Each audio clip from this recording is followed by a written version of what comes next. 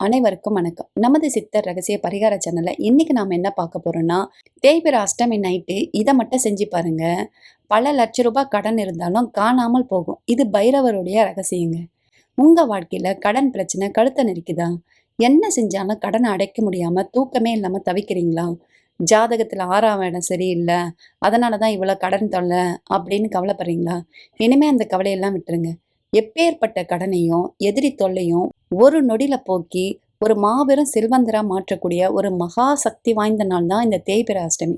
குறிப்பா இந்த தேய்பிறை அஷ்டமியில பைரவரை எப்படி வழிபாடு செய்யணும், உங்க தலகாணி கடியில ரகசிய பொருள் என்ன வைத்தா உங்களுக்கு இந்த அதிசயம்லாம் நடக்கும் அப்படின்றத பத்தி தான் இந்த வீடியோல தெளிவா பார்க்க போறோம்.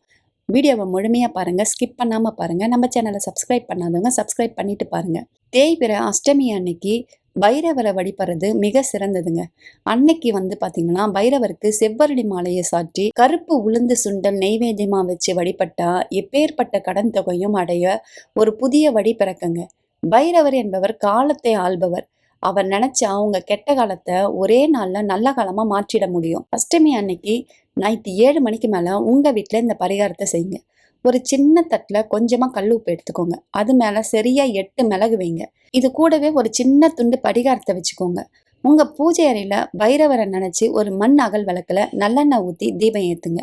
இப்போ அந்த தட்டை கையில வச்சுக்கிட்டு உங்களுக்கு எவ்வளவு கடன் தொகை இருக்குதோ அதை சொல்லி, இந்த கடன் முழுசா அடைஞ்சு நான் செல்வந்தரா வாழணும் அப்படின்னு வேண்டிக்கிட்டு வசி வசின்ற மந்திரத்தை 8 முறை உச்சரிங்க.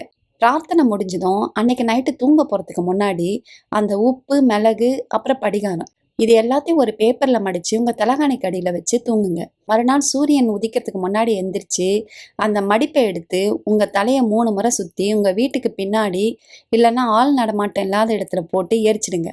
இப்படி செஞ்சா உங்க குடும்பத்தை பிடிச்ச தரித்திரம் விலகி கால பைரவரின் அருளால கடன் இல்லாத நிம்மதியான வாழ்க்கை அமையும். பைரவரை நம்பி இந்த பரிகாரத்தை செய்யுங்க, ஒருபோதும் கைவிட மாட்டார். முழு நம்பிக்கையோட இந்த தேய்பிறை அஷ்டமி அன்னைக்கு இந்த பரிகாரத்தை செஞ்சு பாருங்க. உங்கள் கடன் பிரச்சனை எல்லாமே தீரும். பைரவரை வணங்கி கமெண்ட்ல ஓம் கால பைரவாய நமக அப்படின்னு பதிவிடுங்க. இந்த தகவல் உங்களுக்கு பயனுள்ளதா இருந்தா லைக் பண்ணி ஷேர் பண்ணுங்க. மேலும் பல சித்த ரகசியங்களை தெரிஞ்சுக்க நம்ம சேனலை சப்ஸ்கிரைப் பண்ணுங்க.